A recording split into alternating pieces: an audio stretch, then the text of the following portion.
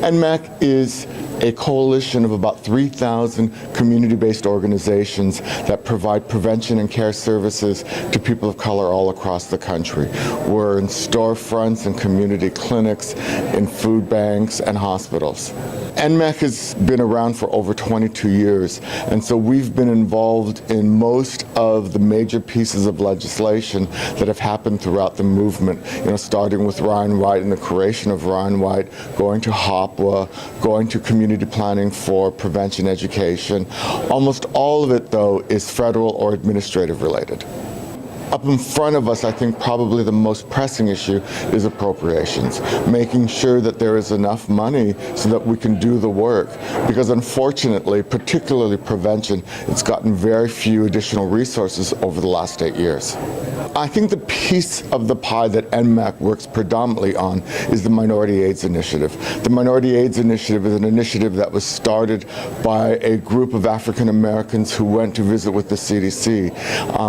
And it was currently in the 400 million. We're trying to get it to 600 million to be able to support those organizations in developing their capacity to effectively respond to those epidemics. I think the thing that keeps me alive, and the reason I do this work, is because I want to change the world.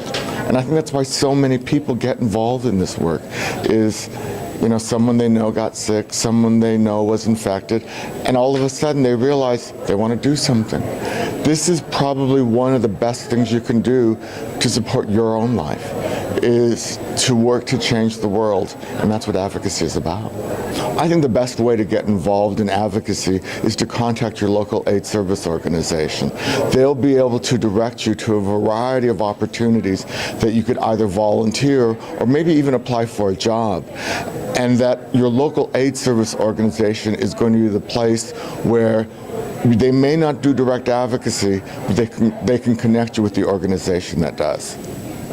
I came to Washington in 1985. Margaret Heckler had said that in 4 years we'd have a vaccine. And I told my family that 4 years and I'll be back and we'll go back to our regular life. Unfortunately, my partner died, and I'm still here. And still fighting. And still fighting